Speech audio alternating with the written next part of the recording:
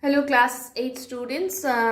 We have seen that Antonio and Bassanio goes to Shylock to get that 3,000 ducats, and Shylock says that if Antonio is willing to sign the bond, and the bond is that if Antonio fails to repay the money within the given date, then Shylock will cut a pound of flesh from any part of the body, any part of Antonio's body he likes. And Bassanio is not very willing to let Antonio sign the bond, but Shylock makes it very clear that if they means if the money is wanted, then the bond has to be signed, else they can leave.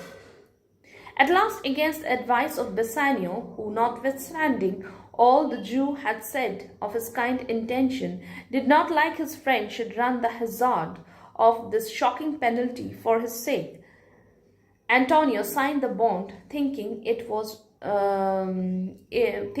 really was merely in sport. So Antonio got convinced and thought that maybe, just as Shylock is saying, it is just a formality. Maybe it's just a sake of formality that he's making him sign the bond. But Bassanio was still not convinced, and he had advised not to sign the bond. More so, he was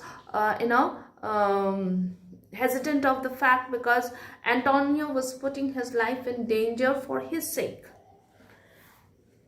The rich heiress that Bassanio wished to marry lived near Venice, at a place called Belmont. Her name was Portia. So now we come to the name, come to know the name of the lady Portia. Her name was Portia, and in graces of her person and her mind, she was nothing inferior to that Portia of whom we read, who was Cato's daughter and the wife of Brutus. So here, it's referring to another Portia, that is the wife of Brutus, and we find this character in Shakespeare's another play, a tragedy, that is Julius Caesar. In Julius Caesar, we find Brutus. Brutus's wife's name was also Portia, and she was Cato's daughter. She was very beautiful as well as a very wise lady. So, here it is said that this Portia is also no way, or rather we can say that this Portia is no way less than that Portia who was Cato's daughter and the wife of Brutus. Bassanio, being so kindly supplied with money by his friend Antonio at the hazard of his life, set out for Belmont with a splendid train and attended by a gentleman of the name of Gratiano. So Bassanio set out for Belmont, from where Portia lived, along with a splendid train with a lot of people, other people, and attendant, that is attendant whose name was Gratiano. But we will keep Gratiano as a friend of Bassanio. Okay, so along with Gratiano, Bassanio went to Belmont. Bassanio, proving successful in his suit, Portia in a short time consented to accept him for a husband. So Bassanio was successful in in convincing Portia, and Portia also accepted to or agreed the marriage proposal of Bassanio. Bassanio confessed to Portia that he had no fortune, and that his high birth and noble ancestry were all that he could boast of. She, who loved him for his worthy qualities and had riches enough not to regard wealth in husband, answered with graceful modesty that she would wish herself 1,000 times more fair, 10,000 times more rich to be worthy of him. So Bassanio said that, look, I am a person who doesn't have any wealth as such. Okay, that is, I'm a poor man, but I belong to a very noble family, and that is the only wealth that I have. But Portia said that I don't need a person who has a lot of money. Okay, I'm very much fortunate that you will become my husband.